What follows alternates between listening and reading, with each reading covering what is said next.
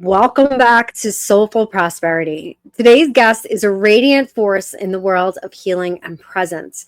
Monica Jain is not just a physical therapist, she is a mindfulness practitioner, a master clinician, an author, and a true embodiment of holistic wellness. With over 20 years in conventional medicine, she's carved a powerful path by weaving in mindfulness, meditation, and yoga to create truly integrative care. Monica leads with presence. She's someone who walks the talk, bringing her whole heart into hospitals, corporate boardrooms, universities, and communities that she serves. Her book, Healing the Heart Mindfully, is more than a guide, it's a call to return to wholeness after cardiac trauma rooted in wisdom, science, and soul. Monica believes we can't always change our challenges, but we can change how we respond to them. And that's the heart of today's conversation. And I'm looking forward to getting to know Monica a little bit better. We met through Toastmasters, where I meet some of the best people in the world. And I'm looking forward to hearing her story. So let's welcome Monica. Thank you, Yay! Jane. How Thank you are so you? So much for good to have having me. you here. Thank you. This is truly my honor, and I'm so grateful that we got connected and I'm here today. Me too. So the show is Soulful Prosperity, and we like to hear the journey. We like to hear how you get started. How did you end up being into physical therapist? When did you? Because you don't know a lot about my story, but I really came into my purpose when I married my spiritual life with my business, and sounds like you did a lot of that same. So the journey to getting there, the journey to the book, the journey to the physical therapy, the journey to applying mindfulness. And let's just start there. Sure. So, as a child, I always wanted to go in medicine. I didn't know the reason why I was so fascinated with medicine. Even in movies, if I see a doctor, my heart would lit up, my eyes would just go bright. And I was like, okay, as we go, we'll discover how it is all about. As I started into my high school, I loved bio. It if there was biology, then I just know that this is my subject. This is I got it, and it just felt very real. When I finished my undergrad, and then it was time to pick up the field where you want to be, and that's where I started doing a little bit of research. I did not know what physical therapy was back then, but I knew that I wanted to go in medicine. But the question was coming, will there be work life balance in medicine? Because knowing me, it wasn't that I'm just going to stop at one level of degree. I would go into masters, and I wanted to put in 100% of what I want to. So I always felt that yes, I want to do medicine, but if there is an on call in the evening, if I have to work the weekends, how am I going to figure out all that with my family? And there was always that two voices in my head going on. And then I just started volunteering, and just across our home, I still remember there was a physical therapy clinic. And I told myself, what is this? So I went in and I requested, can I come and shadow and learn what it is all about? And she was very, very welcoming. And she said, of course. And I got to see what it was all about. And in just 2 days, when I walked out of the clinic, I was like, yes, this is what I want to be. So I went into physical therapy profession. I met fabulous professors. I met like such good friends. My best friend became my best friend in that era. And then I did my bachelor's, I did my master's, I got married, and then I came to United States. And then started my journey of mindfulness. So mindfulness I don't know why also. that strikes me as funny that you would begin the journey here, but it does. So but go ahead. Right. Right, I think, but when I look back, it had already started during my college days, but I didn't connect the dots. Right. So when I came here and I was doing all the professional requirements and everything. And I always had this curiosity of what is the emotional part in human beings. Like, why is it that, we get anxious and we get worried? And I myself, as a kid, when I was studying, I had felt like anxiety before my exams, before the results would come in. And I was like one of the top students, and everybody told me that, oh, this is normal. And Mhm. my anxiety would have been to such an extent that I would just throw up when the results were about to be announced. It was impairing me, it was impacting me at the physical level. I couldn't eat before the exams, and people just knew that as soon as the exams would be done, as soon as the results will be done, she'll be fine. And that just became my normal. And I thought, okay, this is who I am. And I never wanted to take the medications and stuff like that. But then I was like, okay, this is part of life and this is how life is. I had just accepted it. One day, my husband gave me the book called Mindfulness in Plain English as a birthday gift. And I read the cover page and I'm like, what is Wait, this? who wrote that book? I'm trying to remember because I read it. Yeah, the Not Gurunath. TikTok. It's a little complicated author, but Bante Gurunatham something. Yes, yes, yes, yes. Okay. Yes. So I was like, what is this word mindfulness? And my husband just said, I think you are going to like this book. And sure enough, I read the first chapter and I fall in love with it because I started discovering the answers to my questions and the curiosity which I had during my school days.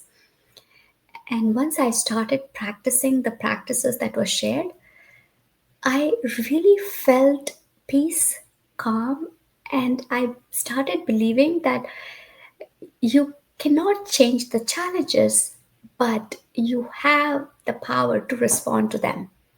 And that's where the journey to mindfulness started. So then I went into some intensive courses. I found a coach that resonated with me, and then I did a 2 year study, and I started bringing in the mindfulness practices into my daily life. And it was huge transformation to see and to witness that how these daily practices started to impact me in my daily life. I was more free, I was more liberated, and if there was any anxiety coming up, I was able to handle it. I wasn't hijacked, Yeah. and that was the turning point. So Mm. then I started sharing those practices with my family, friends, and everybody was feeling great about it. Then I started integrating those principles in my patient's plan of care. And I could see the difference between their recovery. I was the Mhm. same physical therapist, but Mhm. now I'm integrating the mindfulness with PT plan of care, where the patient becomes the power, like they take the power into their hands and they're not like getting hijacked by the situation, or they're not feeling the Yes. victim mode. Yes. Yes. And patients started asking me that, Monica, do you have this thing in writing? And I just felt to myself that it's not writing, it's just my experience, it's just my learnings. But then the constant messages that kept coming, do you have this in writing? Or what the physicians would be like, Monica, did you ever think of writing? Or like all those messages kept coming. And one day, when one of the physician assistant just like said me so clearly that I had to write, I started with a pen and paper. Love And it. I was like, okay, I have to write down about the mindfulness. And my first line was right. And I just sat and I meditated. And then I realized that, okay, I'm just going to write down what are the frequently asked questions by my patients and how would I answer them. And then, long story short, it became the book. And that's where the journey took to the next level. Wow. I love it. What a great story. And it's amazing because I live in the mindfulness world. I'm an ordained Buddhist priest. I studied Buddhism for 7 years with Venerable Thich T Hung. He trained right underneath Thich Nhat Hanh. Trained with him for 7 years. I've even considered being a monastic at points in my life, and it's funny because most people come through mindfulness, myself included, through some sort of tragedy or some sort of rock bottom, or um, but it doesn't sound like that was the case for you, and I love that because that's not a requirement, right? It's Right. just a tool to help you deal. I Some of the people I know who have the most anxiety are the people whose lives are like perfect. Mhm. They suffer the most because they've never really had, big, terrible things or, anything like that. But yet they are so like worried all the time and thinking. And so I love that that's how you came to mindfulness. It wasn't a big disaster. It was just an evolution. Really good stuff. And I love so much how you talk about the hijacking, right? Because I know all about that. And I see that very often, especially with people who have like autoimmune type things that like someone can't just give you a pill and make you better. Most of the things people go to physical therapy for, it's because the doctor's reached its limit, and now it's up to you. And it really is so much about your mind and being aware of who you are and who the other voices are and what their roles are. And we don't want to banish any of it, right? It's all us in a sense. Mhm. Um, but those emotions, those anxiety, the anger, the fear, they should not be hijacking us. We should not allow them to be driving, taking the car and taking us wherever we want to go. We can certainly listen to it like, okay, anxiety, what are you trying to tell me today? What am I missing? What's going on? And become present with that emotion, but not allowing it to hijack you. I love that analogy. So what kind of a difference do you see in your clients? And are there some clients who don't want to apply the mindfulness, or does everybody soak it up? Yes, that's a challenge that we always face, and it's not for everybody. Not everybody is ready. Right. So, but there are few clients, few patients who are totally into it, and Yeah. as soon as they get the concept, before even you see the objective improvement, you can see the liberation and freedom on their Yes. face. Like, Yes. I can always measure. For example, a post knee replacement patient comes to me and is like, I very well remember, like, one patient before even like starting the therapy, she would be like, oh my god, it's this is going to be so painful. I don't think I'll be able to do more bending today than last time. And it's hard to talk to them intellectually at that point, because some of them will soak in, but some of them will like, you don't even know what I'm going through. So having the mindfulness practices integrated with their plan of care just helps them to realize that the thoughts are different, and the thoughts are just thoughts, they are not the fact.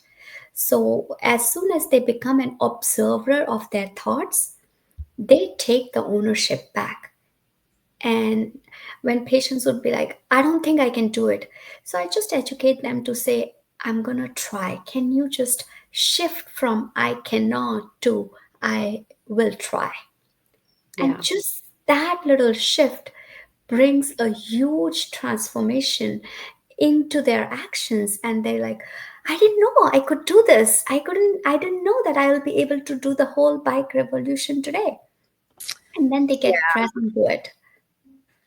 I was actually debating with a physical therapist today, or no, a few days ago, but we were talking about it again today. Very much, the expression, well, I'm a realist. And I'm like, okay, be a realist, right?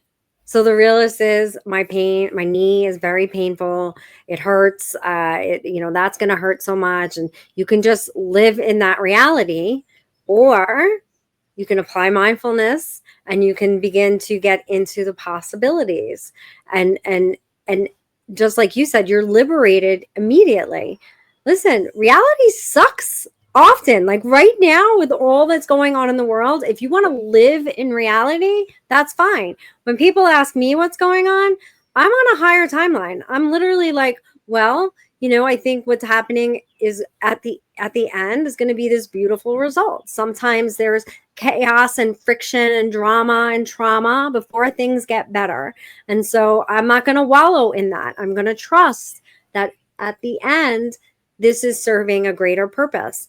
And we can do that with our pain, but we can also realize how much we can control that pain with our own mind, where we can just get comfortable with it and sit with it enough to do our therapy to get it to become better. But so Right. many people just stop. And it's like the pain physically is not any different than the pain and the noise that we're surrounded with. It's not different. So, okay, I'm going to show up and do my best and be the best version of myself today, regardless of physical pain, mental pain, situations, circumstances. And the thing is, once you make that decision, it becomes easy. Yes. 100%. I agree. It's always like, when people are like, we have all heard about like financial freedom. Yeah. We all want, right? So I think that mindfulness gives you emotional freedom. Yes.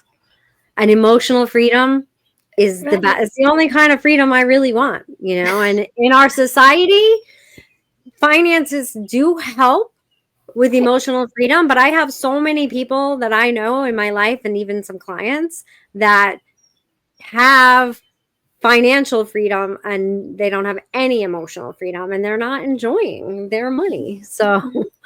yeah, I love it. So if Because somebody wants to buy the yeah. book, how do Mhm. they find you? It's on my website. It's available on Amazon. What's your website? It's monicajainpt.com. And that'll be below wherever you're listening to the podcast. And what's the name of the book for the people who are going to look on Amazon right now? Healing the Heart Mindfully. Healing the Heart Mindfully. Beautiful. So, what if you can get one message out to the entire world right now? What would it be? I would say we cannot change the challenges, but we can really learn how to respond them. And nobody is born, or maybe like very few people would be born with that innate ability of mindfulness, but mindfulness is a skill that we all can learn. Hmm. It's a simple skill, very, very simple. All it needs is implementation. It's like a pause. That's what I like Right. to think of it as. It's just a pause. And that pause, we learn that in Toastmasters, right? The power of the pause. Yes. When you're lost and I'm not sure what to say next, and I'm just Pause. pause. And the next thing, it just comes to you and you just know. And that's mindfulness. Yeah. I call it as like ABC practice, where you become aware. If, for example, you are anxious, you are upset, you are nervous, you are worried, just become aware Yep. and accept it with no judgment. No Okay, I judgment. am who I am right now in this moment. And Mhm. B is breathe. Just take a pause and take few conscious deep breath Mm, and see, you choose how you want to be in that moment. There yes. is always a choice in any given moment. Yes. So that pause, that one pause of the conscious breath is going to be the game changer in how we respond. So from react, that breathing pause will take us to responding, Yeah. because reaction is so much autopilot, but Yes. responding is conscious, Yes. That's what responsibility is. right? Once we know that we have the power to choose, it is totally in our hands how we want to respond in that given moment. You can Yeah, respond with anger, you can choose peace, you can choose calmness, you can choose love, because ultimately it is the emotional toll on ourselves. No matter what the other person did, no yep, matter what the situation is, you don't have to agree to what's happening, but you can choose how you want to be in that situation, in that moment. agreed, 100%. I love it. This is why we were called to be together. Yes, yes. Oh, such good stuff. Well, thank you, Monica. And I'm so grateful to Toastmasters that, brought you into my life. You guys should all check out Toastmasters if you have not. Everybody's kind of like heard of it, but not sure what it is. Right. Um, my chapter is the Goodwill chapter in New York. It is hybrid, mostly remote. Monica, what's your chapter? Mount Sinai. Mount Sinai. So check us out. Come join us. Sometimes we're together, sometimes we're not, but I'm so grateful. And that is a community of like minded people who are all seeking to better themselves, to live a healthier, more fulfilling life. So I highly encourage it for anybody who's listening. Thank you, Jen, so much. That was super amazing. And I'm so glad we got connected. Me too. Thank you.